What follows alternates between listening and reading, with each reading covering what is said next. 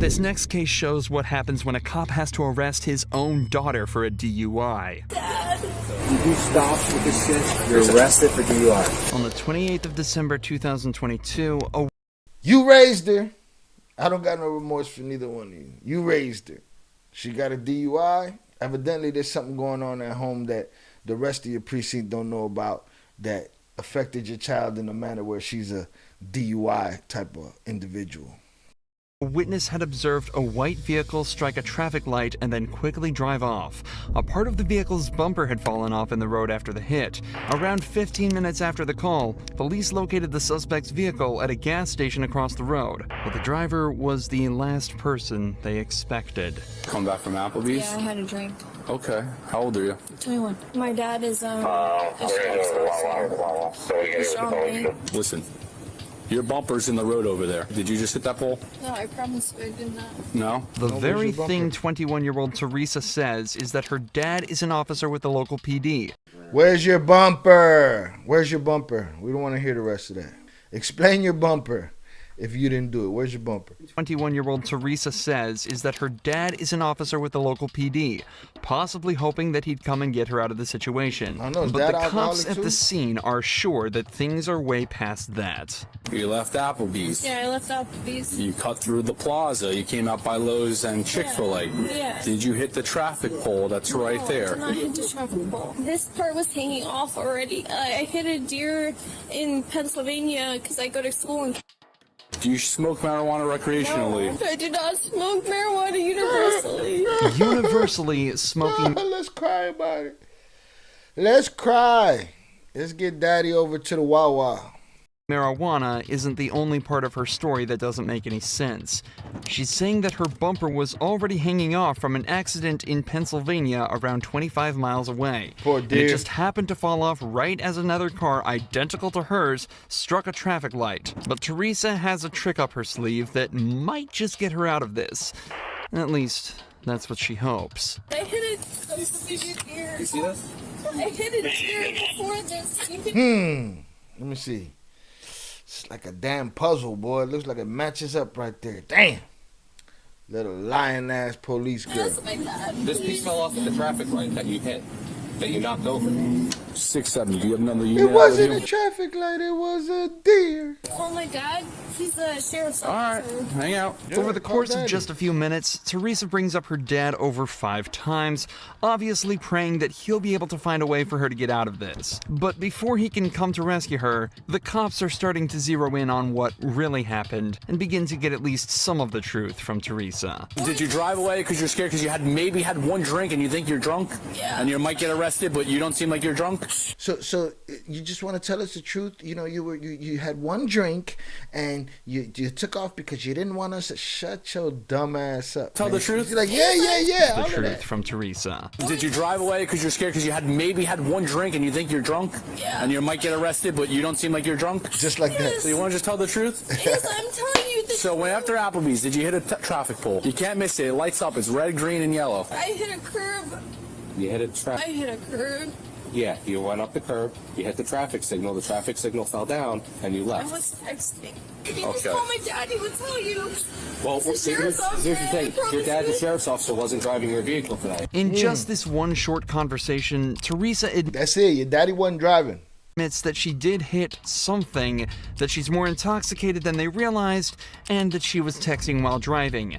3 driving faults that can each come with their own punishment. All right, we're taking a poll right now. Did she go to jail for any of it? Did she see a night in jail? Did she go to the regular jail? Or did she go and then they wrote it all up and then she walked right out the back? And now that the truth has come out, the detectives decide to speak with her father, John. John, But it you turns tweet, out John. he's not there to help her. Get this. Hey, John, how are you? So your daughter hit a traffic pole. Her dad's probably drunk. He didn't hear your daughter hit a pole. He heard your daughter's been a pole dancer and this, He's that, and not the other. there He's to probably help a her. drunk too. Hey, John, how are you? So your daughter hit a traffic pole. Okay. She hit a deer? Stop. It was on the car. Okay. Okay. Where's the damage on the car?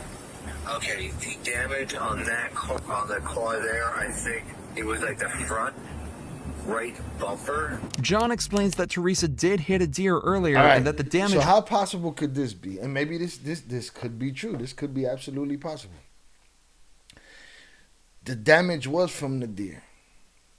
She went to Applebee's for a hot Saturday night at Applebee's, and she had a drink. And then she made a sharp turn, and in that sharp turn, it knocked off her bumper. But people thought she hit something, but she ain't hit nothing. It just fell off. And because she had the one drink, now she popped. How plausible is that? Is it a possibility? Yes. Do I believe that's what happened? Probably not. was on the front right bumper, but it was nowhere near as serious as the damage the car was currently sustaining. Can I come out? Are you guys out there? That's up to you. I'll see if she wants you to come out. If she wants, you could come out. Drive her home. Yeah. Call your supervisor. Let me come out there and I'll see you guys. Thank you. Okay. All right. Sounds good. It looks like Teresa isn't going to be getting the salvation she was hoping for from her dad. And just 5 minutes later, he arrives at the scene to talk with the cops. Showed up in his Monarchs. So, what she's saying, see and where the damage was there, doesn't really make too much sense. So, tried to get some more information out of her, but and then that piece of bumper there. So, for the other one, was it just like the bumper wasn't hanging like that? Yeah, no, so what it was is basically this was intact. Okay. This piece was missing, and the scratches here, that's all from the deer that she who's the officers. So right now, this is going to be my call. Okay. Coming out. Okay, gotcha. He's going to be providing all the details. Okay, who's your supervisor? John Paul. Not that one, dude. I'm just asking. The cops who were first at the scene almost seem as though they're expecting... Not that I'm, no. You definitely are. You definitely asking them so you could pull your strings. You asking them who their supervisor is. John to try and make excuses for his daughter and Absolutely. get extra nervous when he asks who their supervisor is. Obviously, there are countless examples of corruption where officers, especially those in the higher ranks, are able to use their power to prevent their family from getting into trouble. However, the officers quickly realize all he's trying to do is gather all the information on the incident so he can make a fair assessment himself. This quickly becomes evident as he checks his text messages from her to try and create a timeline of events. I just want to show you this so you can see it. You home 10:39. What do you think time do you think that initial call came? Because she probably hit it and was like, Dad, what the fuck do I do? Somewhere between 10:45 and 11. That's about right. When we were talking to her, she wasn't telling us what she fed all. I mean, lying to she knows better. I'm a cop. She knows. She knows not. She don't know better. She don't know better. She don't know better. You don't know better. You know what I'm saying? I'm a cop. What does that mean? What does that mean? You know what I'm saying? Same thing. I was listening to that security dude. Oh, and he was like, "Yo, y'all talk about cops like cops are like some special, special ops guys when it comes to weapons. Most of these cops don't know what they doing, man. They don't know about no weapon. They ain't no sharpshooters. They don't know how to do nothing. They get the most limited training that they can get, and then they run with it right into your family. You know what I'm saying? So she didn't know better just because you a cop. There's a lot of cops that go home with that stress and take it out on their family. They don't know no better, so how's she going to know better? And she didn't know better because she came and she lied to everybody. She ain't hit the pole as far as she's concerned. She had one drink. You ain't had one drink, shorty. Do you think she? I'm not once. I'm saying she didn't lie. Yeah. Okay. I want to be very clear about that. Yeah. But she might not even look at the freaking car to see if there's any difference. Despite John's willingness to help the officers out, You just say she didn't lie? She knows better. I'm a cop. She knows. She knows not to do that. Well, maybe she didn't even. Do you think she? I'm not once. I'm saying she didn't lie. Yeah. Okay. I want to be very clear about that. But she might not even look at the freaking car to see if there's any difference. However, despite John's willingness to help the officers John, you out, tweaking, John. You making all kind of excuses for her. And I get it. It's your kid. You know what I'm saying? But you're not going to make them excuses for somebody else's kid. You're not even going to think about it that deep for somebody else's kid. Right now you think, oh, maybe she didn't even look at the car. You wouldn't even have that thought if it wasn't your kid.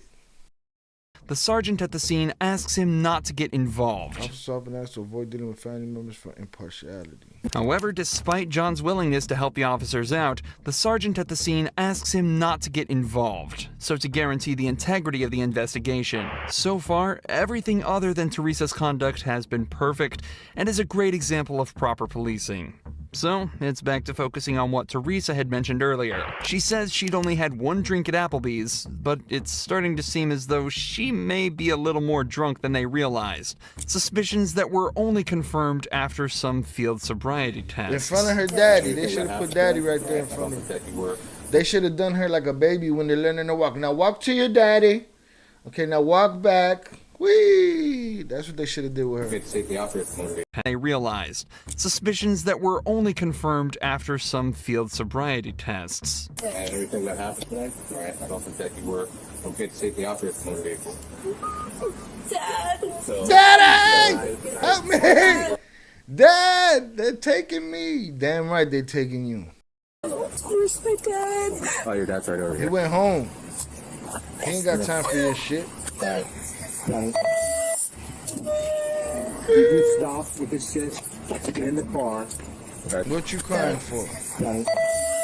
Teresa? You stop with this shit. Get in the car. You're arrested for DUI. Have a seat. After being forced into the police vehicle by her own dad, Teresa I was don't have no remorse because that cop judges everybody else's kid in the neighborhood. So guess what? Own it. Own a little bit. Have a little bit of your own medicine. driven to the police station where her blood alcohol level was tested. It came back as 0.17%, over Damn. twice the legal limit. As of this upload, Teresa is still awaiting her penalty, but has been issued a court summons for driving under the influence, reckless driving, and failure to report a car accident. Teresa's dad followed protocol perfectly, but what happens when instead of the dad being called to handle What his you daughter, mean he followed it's the protocol perfectly? It wasn't his scene. He ain't got no business out there. He didn't have to follow nothing. Who knows what kind of protocols they broke behind the scenes when the cameras was off? We don't know that. Now you're equal to every other kid in the neighborhood, okay? Daddy gave you a superiority complex. Welcome to equality. Have that.